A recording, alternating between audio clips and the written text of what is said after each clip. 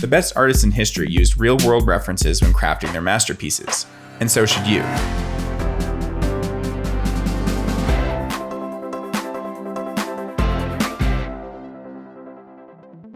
Hey, what's up? I'm David Ariew, and I'm a 3D motion designer and educator, and I'm going to help you make your renders better. In this video, you'll learn how to accurately create shaders that mimic properties of car paint, improve the look of wet road materials, create believable plant shaders with both transmissive and glossy components, improve rush shaders, and create realistic ice, water, and snow shaders. If you want more ideas to improve your renders, make sure to grab our PDF of 10 tips in the description. Now let's get started. Often we think that because we live in reality, we know what different materials should look like, but that's often far from the truth when we're pressed to recreate them in 3D. For example, let's take a look at this flying car in my cyberpunk scene. It looks pretty good, and if we didn't look at references, we might just stop here. But upon further inspection, it's pretty clear that cars are more reflective than this, and that's due to the clear coat on top of the paint. Okay, so in Octane, that's not too difficult to do. We can create a composite material here and just have a mirror surface that we mix into the paint layer with a falloff node, so that the whole car isn't overly reflective, but on the edges, it's super shiny. So far so good, but if we look closely at the underlying layer of car paint, we'll realize that there's another property going on here that we're missing, which is that the paint often sparkles and reflects light at all different angles, giving a kind of glittery effect. So to do that, there are these normal maps out there that look like this, also known as flake maps, which just allow the light to reflect at a ton of different angles.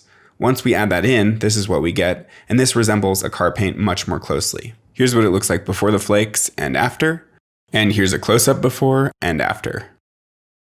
Here's another good one. I've got this wet asphalt, and I'm successfully mixing between a perfectly shiny version of the pavement and a rough version, but something seems off. If we look at photos of wet pavement, often there's more of a sheen and a transition between the wet and dry areas.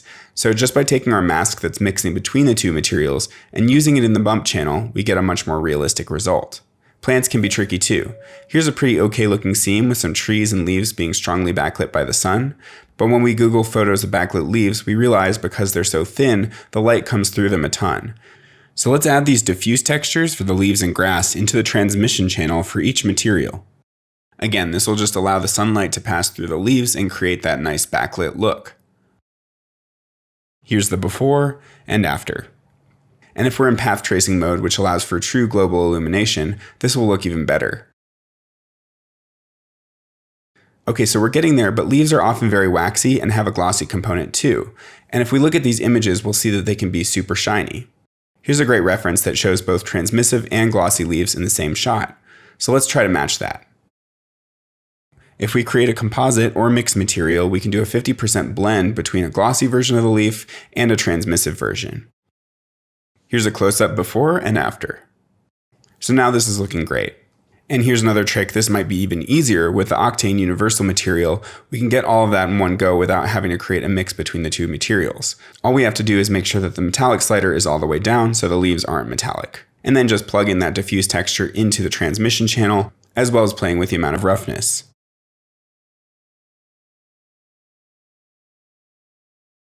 In this scene here, we've got a similar issue where the lanterns look really nice, but the lights inside them aren't coming through. Many artists would be tempted to just set the exterior walls of the lantern to an emissive material, but that would just blow everything out to white, and we wouldn't see the nice glowy paper texture. So let's keep the light inside the lantern and just do the same trick where we set the diffuse map to the transmission channel as well, and suddenly we're getting lanterns that look realistic. Next, let's look at a rusty material. Here, the rust shader is pretty good. It's got a ton of variation and areas that are clearly rusty with others that are more metallic in color. But when looking at images of real rust, it should be clear that the rusty sections are very rough or diffuse in nature and block the shininess of the metal. So let's see if we can recreate that here. If we really clamp this down and make sure that the rusty material has almost no reflection, we're in a much better spot. Here's the before and after. Finally, let's take a look at this scene with ice, water, and snow. The water looks pretty good as I've added in a bump to create some ripples, but if we look at a shot of the ocean, for instance the shot of the Caribbean, it's clear that water of different depths has different colors, and that's due to different depths absorbing more and more light. So for that we need two things. We need to add in the absorption component, and we need to create a surface underneath the water. Here with a displaced icy surface underneath, we're getting a bit closer, and we could try our familiar transmission trick to colorize the water, And here I've just added a daylight so we can see this next difference more clearly, but the transmission isn't getting us much color variation. By clicking here on the medium tab and then hitting the absorption button, as well as reducing the density and adding in an RGB spectrum with a blue color, we get that look of varying depths and color. Next, let's dial in the ice, and for this I've just added in a bunch of rocks from Megascans. Now, if we just use the same material as the water without the bump ripples, we'll get a bit closer, but it's overly see-through. We need the ice to look more cloudy like these references. Here I've removed the transmission color because we'll do that with the scattering medium instead. And instead of an absorption medium, which only changes the color based on depth, let's add a scattering medium here for real subsurface scattering and get that cloudy look. And we'll add in an RGB spectrum into both the absorption and the scattering. With the scattering, the brighter the color is, the more subsurface scattering it creates. So I just use a pure white and control the look of the scattering overall here with the density. And in the absorption, we'll make sure that we've got that nice blue color again. One more time, the absorption parameter acts to create various colors depending on depth, and the white color we piped into the scattering allows the light to bounce around inside the material and for the material to get cloudy, and finally the density controls how deep the light can penetrate. Now we're looking much icier. Let's also add in a cracked black and white map to the roughness, so that gets a bunch more detail, as well as adding back in the normal maps that come from the Megascans rocks to create even more surface detail. Okay, now for the snow. If we look at photos of snow on ice, we can see that the snow blocks the reflection and feels much more diffuse or rough in nature. So let's try for that.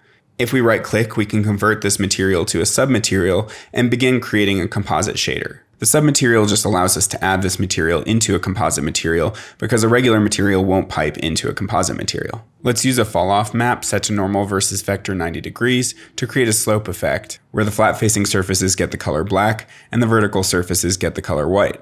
And then we'll use this as a mask that blends between the snow shader and the ice shader. For the snow shader, we don't want this cracked roughness map or the normal map, but we could use our flakes map from before because as you see here in this reference, snow often gets sparkly just like our car paint due to reflecting the light at so many different angles. So here's before the snow, and after, and then with the flakes. And here's a close-up.